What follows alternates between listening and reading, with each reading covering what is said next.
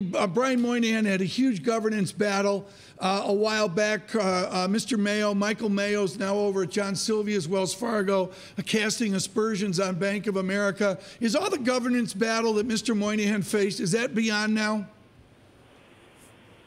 Yeah, I think it is. I mean, he's survived challenges, in various shareholder votes, but he, what he has to do now is show that he can grow the bank.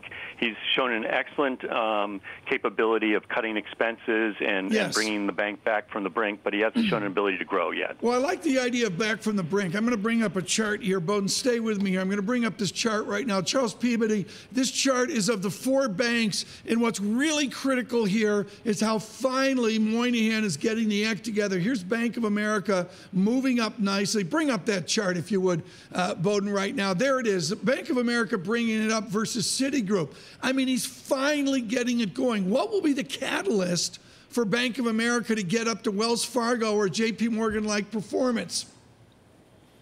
It's really going to be their ability to earn their cost of capital, and that's something they started to do in this year for the first time. So I haven't seen their ROE, but to earn a 10% plus ROE is kind of what they need to do, and I think they're starting to do that. Yeah, if you have to boil down a Bank of America's quarter to just one number, Charles, would it really be the net interest income? Yeah, that is where the leverage is for all of these banks.